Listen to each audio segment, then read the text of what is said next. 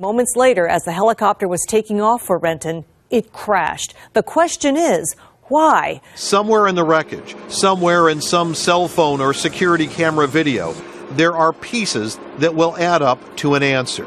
There's no such thing as a single cause accident, and any accident you ever really analyze, it's a sequence of events that sometimes may span months or years before they actually culminate in that terminal event, which is the actual crash. That pilot error is the sole cause of every aviation accident is not necessarily true. As a matter of fact, it's rarely true. And frequently the airplane or a defective part or a misunderstood procedure gets ahead of the pilot.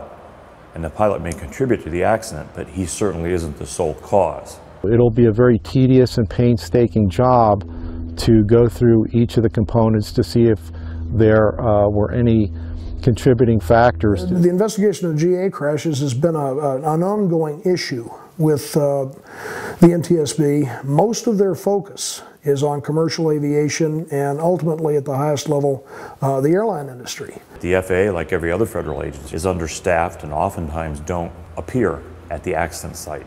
Like in any organization, you have a finite number of resources and you have to prioritize what you investigate. Right now we're looking at everything. We're looking at the environment, the weather, the pilot, the operators in the helicopter as well as the helicopter itself. The NTSB is investigating actually 1,500 accidents a year. You don't have the resources to be able to put 10 investigators on every accident. I heard the noise that sounded like a plane coming down.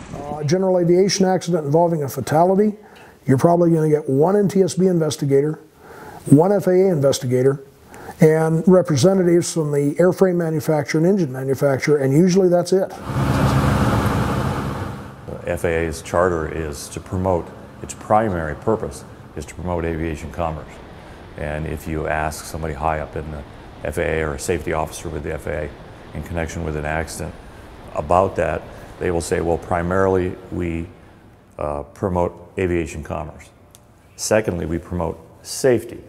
You would think it might be the other way around, because if the planes are safer, you would encourage more commerce. Do we need more FAA inspectors? Do we need more NTSB investigators? Yes. We all know about economy and economy of scale, but you should try to tell that to the surviving wife when the NTSB investigator says it was her husband's fault, but he never showed up, he never saw the plane, he never looked at the data, he just signed off on the opinion. That's kind of hard to swallow. We have years that will go by in commercial aviation where there are 0 fatalities. But year after year, we are killing hundreds of people in general aviation. We have not really had a change in the accident rate in general aviation in about 15 years.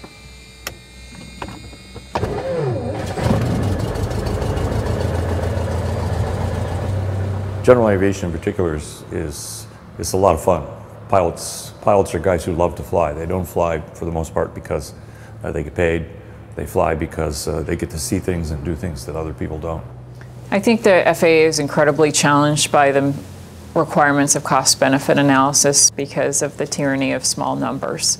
We don't kill enough people in aviation to merit regulatory changes, and I think that's a sad situation as we begin to move forward and try to make those incremental improvements, that we actually are waiting for more people to be killed before we can do something that makes sense. Okay, everybody got their seatbelts on, shoulder harness, doors locked.